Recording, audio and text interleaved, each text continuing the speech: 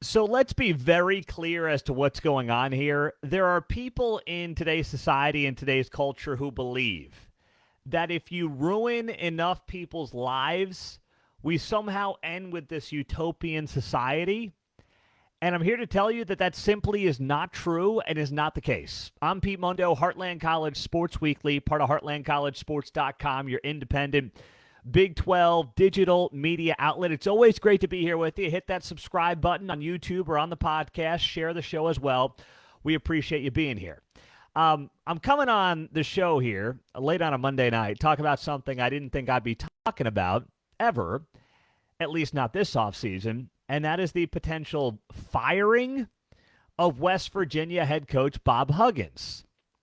So Bob Huggins goes on a radio show, a very popular radio show in Cincinnati. As somebody who works in talk radio, very familiar with the show that Bob Huggins went on. And remember, Bob Huggins was the head coach at Cincinnati way back in the day, and he's very familiar with this show. So Bob Huggins is doing this radio show, and he uses a homophobic slur twice in a sentence. He's talking about Cincinnati and Xavier and, old battles and recruiting battles. And I won't do it proper justice. You can go to heartlandcollegesports.com. You can listen to the audio for yourself. You can read the back and forth. But by now, many of you watching this understand Bob Huggins used a homophobic slur twice in a sentence. And now West Virginia says it's going to put those comments and put Bob Huggins under review. But right away, you have people that want to see Bob Huggins canceled. They want to see Bob Huggins fired and thrown to the wolves. And I'm just sitting here saying, one, are we allowed as human beings in 2023 to make mistakes and be apologetic and learn and become better individuals, human beings, through those mistakes? Or do we have to try to create this society where we dehumanize individuals and ruin their lives and think that that somehow creates this utopia? Because I'm here to tell you that it doesn't. It ends with chaos.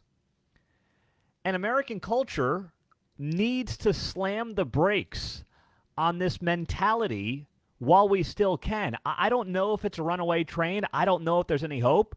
But if there is any hope, I'm going to advocate for it, because if not, we have completely lost everything.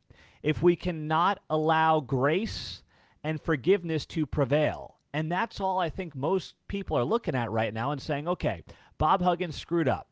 He then also apologized, which he should be allowed to do, hours later on the same day. He said here, I used a completely insensitive remark, completely insensitive and abhorrent phrase that there is simply no excuse for, and I won't try to make one here. I deeply apologize to the individuals I have offended, as well as to the Xavier University community, the University of Cincinnati, and West Virginia University. As I have shared with my players over my 40 years of coaching, there are consequences for our words and actions, and I will fully accept any coming my way. I am ashamed and embarrassed and heartbroken for those I have hurt. I must do better, and I will. That is the statement from Bob Huggins. Now, West Virginia put out a statement as well. And the West Virginia statement read as follows. Coach Huggins' remarks on a Cincinnati radio show were insensitive, offensive, and do not represent our university values. West Virginia does not condone the use of such language and takes such action very seriously. The situation is under review and will be addressed by the university and its athletic department. That is West Virginia putting out a statement as well. So you're looking at this story, you're stepping back for a second, and you're saying, okay, Huggins has quickly apologized. The university's going to review it. And they should review it. And they should try to figure out how Bob Huggins could be so dense to, in 2023, make those comments. But should he be fired? No, he should not be fired. And that should not be controversial. It's not because I'm in any way defending Bob Huggins' use of that word. Of course not. But I'm not going to jump on this bandwagon where every time somebody screws up who's prominent, their careers and their livelihood should be over. Pat Forty, who works for Sports Illustrated, and let me just tell you, as somebody who used to work at SI, this is probably like required in your contract to have the take of, basically Bob Huggins could be out of work by Tuesday. Pat Forty wrote in part on Monday afternoon, this could be fireably offensive for Bob Huggins, whose West Virginia campus will likely be the scene of LGBTQ protests by Tuesday if he's still employed. USA Today's Dan Wolken, he commented on this, saying, "This is an easy call. Any company in America with a public-facing employee making the same comments would fire them by the end of the day. There's no justification for holding a basketball coach to a different standard." That is from Dan Wolken, USA Today. I could continue this list, but you understand what sports media has become. I would ask these individuals and anybody else, is Bob Huggins allowed to learn? Is Bob Huggins allowed to grow? Bob Huggins is nearly 70 years old. Bob Huggins is, for many of you, like the age of your grandparents or, possibly your parents. And like it or not, while the word is no longer acceptable, it is used in context of sports banter between fans and has been for the last several decades. Are there words that your parents or grandparents have used where you've had to correct them as no longer being socially acceptable? I'm sure there have been, right? Do you cancel your parents or grandparents? Do you say you're not coming to Christmas dinner because they might have used a word that is no longer socially acceptable? I mean, no, right? You don't do that. Well, that's Bob Huggins. He just so happens to also be one of the most successful college basketball coaches in the history of the sport. But it doesn't make him some type of robot. It doesn't mean he's not a human being. And none of this makes it right for Huggins to use that word.